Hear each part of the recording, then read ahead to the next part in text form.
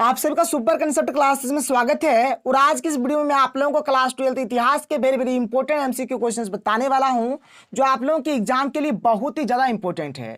देखिए, परसों जो क्लास 10 का एग्जाम हुआ था सोशल साइंस का, उसमें जो क्वेश्चंस दिया गया था एमसीक्यू वाला, मैक्सिमम क्वेश्चंस मॉडल पेपर से बाहर था। इसलिए आप लोगों को अच्छे तरीके से तैयारी करना है। अभी थोड़ा टाइम है, देखिए मतलब जो एमसीक्यू क्वेश्चन होता है उसको करने में ज्यादा टाइम नहीं लगता है। इसलिए यहाँ पर मैं आपको जितना भी क्वेश्चन बता रहा हूँ हर एक क्वेश्चन उसको कर लीजिए। अगर आपको आता है तो अच्छी बात है, नहीं आता तो यहाँ से आप लोग समझ लीजिए। देखिए यहाँ पर कुल मिलाकर मेरे पास 48 एमसीक्यू क्वेश्चंस है और एक ही चैप्टर से है। तो चलिए शुरू करते हैं, एक एक करके हर एक चीज को यहाँ पर देख लेते हैं।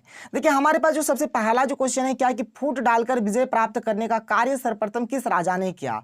तो ये क्या था आपका अजात शत्रु। ठीक है, एक का राइट आंसर हो जाएगा ऑप्शन नंबर और बिल्कुल सही आंसर हो जाएगा। क्वेश्चन नंबर 2 क्या देख लीजिए कि जीवक वैद्य किस वंश के काल में था। तो किस वंश के काल में था आपको बताना है, तो हर्यक वंश। हर्यक वंश इसका सही आंसर हो जाएगा। 2 का क्या हो जाएगा ऑप्शन नंबर 100 बिल्कुल सही आंसर हो जाएगा। क्वेश्चन नंबर 3 क्या देख लीजिए कि अपने स्वयं के खर्चे से सुदर्शन झील की मरम्मत किसने कराई। तो किसने करवाया था, तो रुद्रदामन ने कराया था। बहुत ही इंपॉर्टेंट क्वेश्चन है, नोट डाउन करिए फटाफट फटाफट कर लीजिए। 3 का राइट आंसर हो जाएगा ऑप्शन नंबर 100। क्वेश्चन नंबर 4 क्या देख लीजिए कि पाटलिपुत्र नगर की स्थापना उदयन ने किस नदी के संगम पर की। किस नदी के संगम पर क्या था, तो गंगा, सोन और पुनपुन तीनों के संगम पर क्या था। इसलिए 4 का जो यहाँ पर राइट आंसर हो जाएगा ऑप्शन नंबर 2 हो जाएगा कि इन सभी के संगम पर। यहाँ पर सब गंगा, सोन और पुनपुन ये जो मतलब तीनों नदी है, तीनों नदी के संगम पर हुआ था। आगे चलिए क्वेश्चन नंबर 5 क्या देख लीजिए कि समस्त भारत ही नहीं एशिया एवं यूरोप में सर्वप्रथम हुनों को परास्त करने का श्रेय किस शासक को जाता है। बहुत ही पावरफुल और इंपॉर्टेंट क्वेश्चन है यहाँ पर ये क्वेश्चन नंबर 5, और इसका राइट आंसर हो जाएगा स्कंदगुप्त हो जाएगा। क्या हो जाएगा 5 का जो सही उत्तर हो जाएगा स्कंदगुप्त होगा, फटाफट नोट करिएगा। क्वेश्चन नंबर 6 क्या है कि यूरोप का समुद्रगुप्त कौन था। यूरोप का समुद्रगुप्त किसे बोला जाता था, ये चीज आपको यहाँ पर बताना है। तो इसको बोला जाता है नेपोलियन को। ठीक है, 6 का राइट आंसर हो जाएगा यहाँ पर ऑप्शन नंबर 2 बिल्कुल सही आंसर हो जाएगा। क्वेश्चन नंबर 7 क्या है देख लीजिए यहाँ पर कि किसके अभिलेख में भूमिदान का उल्लेख मिलता है। मतलब किसका हुआ जो अभिलेख है जिसमें भूमिदान का उल्लेख मिलता है, तो यहाँ पर आपको बताना है। तो इसका सही आंसर हो जाएगा प्रभावती गुप्त। ठीक है, क्या हो जाएगा प्रभावती गुप्त इसका सही आंसर हो जाएगा यहाँ पर क्वेश्चन नंबर 7 का। यहाँ पर जो सही आंसर हो जाएगा क्या हो जाएगा यहाँ पर आपका प्रभावती गुप्त इसका सही आंसर हो जाएगा। चलिए आगे चलते हैं, अगला प्रश्न देख लेते हैं। क्वेश्चन नंबर 8 यहाँ पर क्या दिया गया है कि भूमि अनुदान से संबंधित प्रथम अभिलेखनीय प्रमाण किसका है, यहाँ पर आपको बताना है।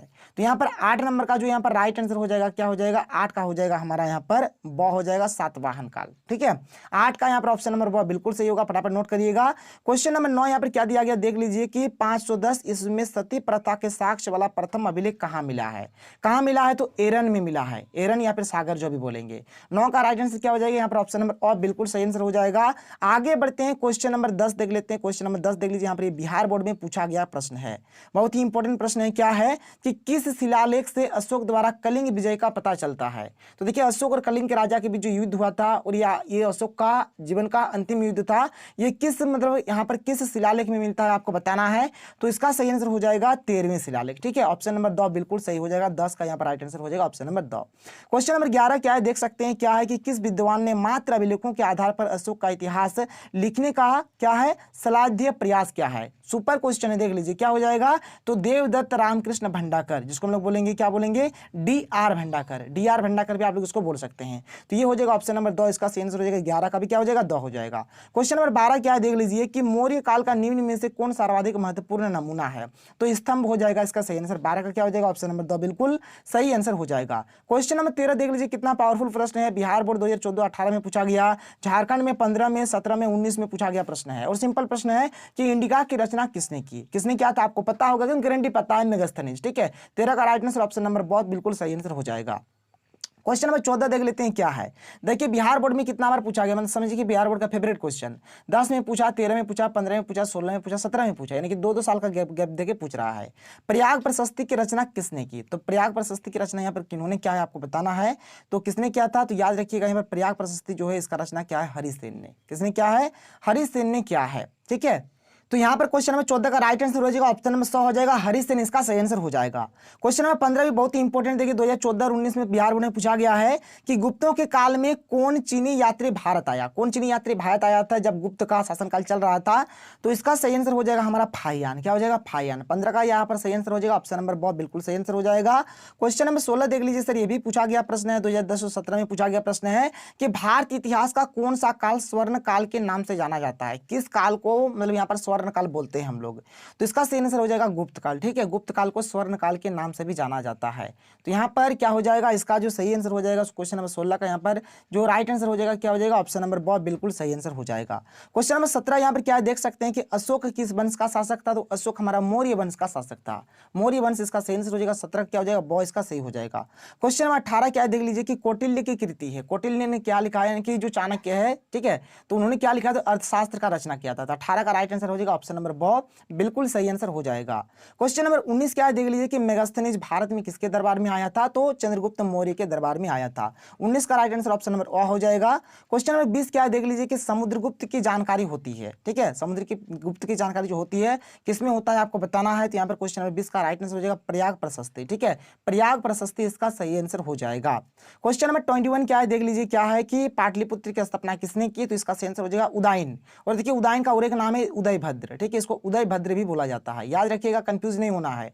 अगर ऑप्शन में उदयभद्र दिया जाएगा तो आप लोग उदयभद्र पे टिक करिएगा, क्योंकि ये होता है दोनों का एक ही नाम है, कोई दिक्कत नहीं है। तो उदयन बोलिए, उदयभद्र बोलिए। तो पाटलिपुत्र का जो स्थापना क्या है, उदयन ने किया है। आगे चलिए क्वेश्चन नंबर 22 क्या देख लीजिए कि नवरत्न किस शासक के दरबार में रहते थे।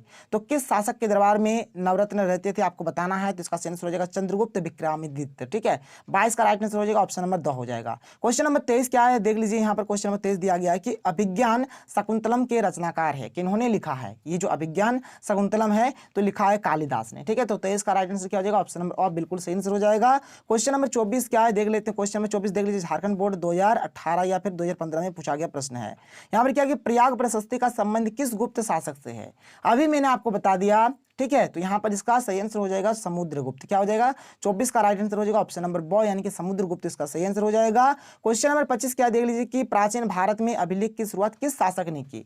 बहुत ही सिंपल सा प्रश्न है, किसने किया था, तो अशोक ने किया था। ठीक है, 25 का राइट आंसर ऑप्शन नंबर ब बिल्कुल सही आंसर हो जाएगा। क्वेश्चन नंबर 26 की ओर बढ़ते हैं। क्वेश्चन नंबर 26 देख लेते हैं क्या है कि किस शासक को प्रियदर्शी कहा गया है। यह बहुत ही महत्वपूर्ण प्रश्न है। प्रियदर्शी कहा गया है अशोक को। किसको, अशोक को। 26 का राइट आंसर हो जाएगा ऑप्शन नंबर अ। और देखिए सर याद रखिएगा, एक होता है अमित्र घात। क्या होता है, अमित्र घात। अमित्र घात किसको बोला जाता है, तो बिंदुसार को। बिंदुसार को क्या बोला जाता है, अमित्र घात बोला जाता है।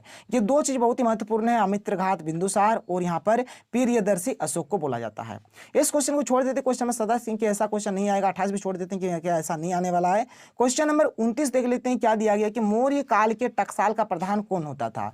तो कौन होता था आपको यहाँ पर बताना है। तो इसका जो प्रधान होता था लक्षणाध्यक्ष होता था, यानी कि जो लक्षण अध्यक्ष होता था वही होता था। तो 29 का राइट आंसर हो जाएगा ऑप्शन नंबर द बिल्कुल सही आंसर हो जाएगा। क्वेश्चन नंबर 30 क्या देख लीजिए कि पतंजलि के महाभाष्य से किसकी जानकारी मिलती है। तो यहां पर किसकी जानकारी मिलती है, तो मौर्य काल की जानकारी मिलती है। 30 का राइट आंसर हो जाएगा ऑप्शन नंबर अ बिल्कुल सही आंसर हो जाएगा। क्वेश्चन नंबर आगे बढ़ते हैं और यहां पर देख लेते हैं क्वेश्चन नंबर 31 देख लेते हैं कि धम्म महामात्रों को किसने नियुक्त किया। देखिए जब भी धम्म का बात होता है ना, तब धम्म का बात में हमेशा अशोक ही आंसर होता है। तो यहाँ पर 31 का क्या हो जाएगा, ब यहाँ पर राइट आंसर हो जाएगा। क्वेश्चन नंबर 32 यहाँ पर क्या देख लीजिए कि अर्थशास्त्र एवं इंडिका से किस राजवंश के बारे में जानकारी मिलती है। देखिए अर्थशास्त्र जो है ना, अर्थशास्त्र के रचनाकार कौन है, चाणक्य है। और चाणक्य कौन थे, तो चंद्रगुप्त मौर्य के क्या थे, गुरु थे। तो यहाँ से मौर्य वंश का ही बात होता है। और इंडिका भी मेगास्थनीज की रचना है जो मौर्य वंश के काल में ही आया था। तो 32 का राइट आंसर हो जाएगा ऑप्शन नंबर अ हो जाएगा, फटाफट नोट करिएगा। क्वेश्चन नंबर 33 यहाँ पर क्या है देख लीजिए कि एलोरा में कैलाश मंदिर किस राजवंश ने निर्मित कराया, किसने कराया था आपको बताना है। तो ये करवाया था राष्ट्रकूट ने, राष्ट्रकूट हो जाएगा। ठीक है, 33 का राइट आंसर हो जाएगा ऑप्शन नंबर द हो जाएगा। क्वेश्चन नंबर 34 क्या देख लीजिए कि 16 महाजनपदों में सबसे शक्तिशाली महाजनपद कौन सा था। तो मगध सबसे शक्तिशाली था। बहुत ही महत्वपूर्ण प्रश्न है। 34 का राइट आंसर ऑप्शन नंबर क्या हो जाएगा, अ हो जाएगा।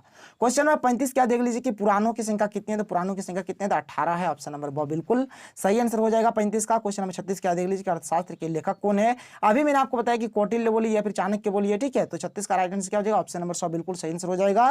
क्वेश्चन नंबर 37 यहां पर क्या देख लीजिए कि वज्जी को सामाजिक ग्रंथों में क्या कहा गया है। तो इसको बोला गया है गणतंत्र। क्या बोला गया है, गणतंत्र। 37 का राइट आंसर ऑप्शन नंबर ब बिल्कुल सही हो जाएगा। क्वेश्चन नंबर 38 क्या देख लीजिए जनपद शब्द का शाब्दिक अर्थ, जनपद माने क्या होता है, जहां लोग अपना घर बनाते हैं, इसी को बोला जाता है जनपद। ठीक है, 38 का राइट आंसर हो जाएगा ऑप्शन नंबर अ बिल्कुल सही आंसर हो जाएगा। क्वेश्चन नंबर 39 क्या देख लीजिए कि पंच चिन्ह वाले सिक्के बने होते हैं, किस चीज के बने होते हैं। तो ये आपका चांदी का भी बना होता है और तांबा का भी बना होता है। इनका ऑप्शन नंबर द बिल्कुल सही आंसर हो जाएगा। 39 का क्या हो जाएगा, द हो जाएगा। क्वेश्चन नंबर 40 क्या देख लीजिए कि पाटलिपुत्र नगर की स्थापना किसने किया। अभी मैंने आपको बताया उदयन ने किया, और उदयन का और एक नाम है उदयभद्र। तो यहाँ पर उदयभद्र दिया, ये हो जाएगा इसका सही आंसर। 40 का क्या हो जाएगा, ऑप्शन नंबर 100 बिल्कुल सही आंसर हो जाएगा। क्वेश्चन नंबर 41 क्या दिया गया, आप लोग यहाँ पर देख लीजिए महत्वपूर्ण प्रश्न है, पूछा गया प्रश्न देख लीजिए। तक्षशिला विश्वविद्यालय कहाँ स्थित था? तो ये आपका पाकिस्तान में स्थित था। 41 का राइट आंसर हो जाएगा ऑप्शन नंबर अ हो जाएगा। 42 क्या है कि फाहियान किसके शासनकाल में भारत आया था? यहाँ पर आपको बताना है, तो इसका सही आंसर हो जाएगा चंद्रगुप्त द्वितीय। ठीक है, यहाँ पर वो चंद्रगुप्त मौर्य नहीं, ये चंद्रगुप्त द्वितीय, ये अलग है। ठीक है, यहाँ पर फाहियान जो आया था चंद्रगुप्त द्वितीय के शासनकाल में आया था। तो 42 का राइट आंसर हो गया ऑप्शन नंबर 100। क्वेश्चन नंबर 43 क्या देख लीजिए कि भारत का नेपोलियन किस शासक को कहा जाता है? देखिए भारत का अब नेपोलियन का बात हो रहा है, तो भारत का नेपोलियन कहा जाता है समुद्रगुप्त को। किसको? समुद्रगुप्त। इसका सही आंसर हो जाएगा 43 का ब हो जाएगा। क्वेश्चन नंबर 44 क्या है कि कनिष्क का राज्यारोहण कब हुआ था? तो इसका सही आंसर हो जाएगा हमारा क्या हो जाएगा 78 ईस्वी में। ठीक है, 44 का राइट आंसर हो जाएगा ऑप्शन नंबर ब बिल्कुल सही हो जाएगा। क्वेश्चन नंबर 45 क्या देख लीजिए कि मौर्य साम्राज्य का प्रथम शासक कौन था? देखिए मौर्य साम्राज्य का जो हमारा प्रथम शासक था, प्रथम जो सबसे फर्स्ट वाला था, कौन था आपको यहाँ पर बताना है। तो देखिए सबसे पहले हमारा था चंद्रगुप्त मौर्य। ठीक है, और चंद्रगुप्त मौर्य के बाद था बिंदुसार, और बिंदुसार के बाद था हमारा अशोक। याद रखिएगा, देखिए चंद्रगुप्त का बेटा का जो नाम हो गया बिंदुसार, और बिंदुसार के बेटा का नाम हो गया अशोक। फटाफट इसको जान लीजिएगा, ये हुआ फर्स्ट नंबर में, ये हुआ सेकंड नंबर में, और ये हुआ थर्ड नंबर में। तो यहाँ पर प्रथम का बात हो रहा है, तो प्रथम हो जाएगा हमारा चंद्रगुप्त मौर्य। आगे चलिए क्वेश्चन नंबर 46 क्या है कि मेगास्थनीज कौन था? तो मेगास्थनीज कौन था? तो मेगास्थनीज एक राजदूत था। ठीक है, ऑप्शन नंबर 100 बिल्कुल सही हो जाएगा। धम्म की शुरुआत किसने की थी? तो जब भी धम्म का बात आता है तो सीधे हम लोग जाएंगे अशोक के पास, तो अशोक हो जाएगा इसका सही आंसर। क्वेश्चन नंबर आगे चलते हैं, यहाँ पर क्वेश्चन नंबर 47 तो हो गया।